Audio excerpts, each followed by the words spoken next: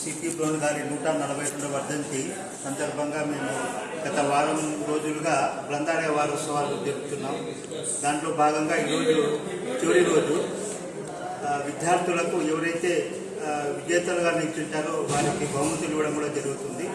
అదేవిధంగా 142వ CP brown వర్ధంతి సందర్భంగా 2 ప్రసంగాలు కూడా ఏర్పాటు చేయడం జరిగింది. డల్లాస్ అమెరికా నుంచి డాక్టర్ తోటకూర ప్రసాద్ గారు సిపి బ్రౌన్ సాహిత్యము జీవితం గురించి మనకు ప్రసంగిస్తారు.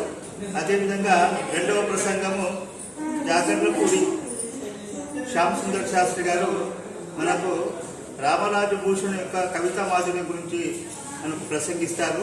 ఇవి 2 కూడా విద్యార్థులకు, తర్వాత పరిశోధన విద్యార్థులకు, సాహిత్య అభిమానులకు చాలా ఉపయోగంగా ఉంటుందని భావిస్తున్నాను. ధన్యవాదాలు.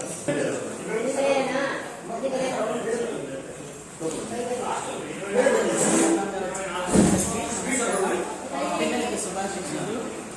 బ్రౌన్ విదేశీయులైన భారతదేశంలో ఉన్నటువంటి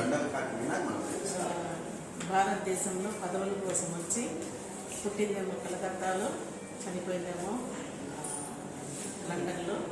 వారు భారతదేశంలో తల్లిదండ్రులు మత ప్రచారం కోసం వచ్చారు కాబట్టి ఇక్కడ ఉండడము, తండ్రి మరణంతో తిరిగి లండన్కి వెళ్ళిపోవడము, అధికారిగా తిరిగి మళ్ళీ రావడము, వారు ఒక రకంగా ఆంధ్రప్రదేశానికి వచ్చి తెలుగు కావ్యాన్ని రాయించి ఆ సరస్వతీదేవి ఆయనలో ఉండేమనేదంతా చేయించిందేమో. కానీ మనకు తెలుగు వారికి అనేక కావ్యాల సంపదని మన ముందరుంచినటువంటి వాడు చార్లెస్ బ్రౌన్.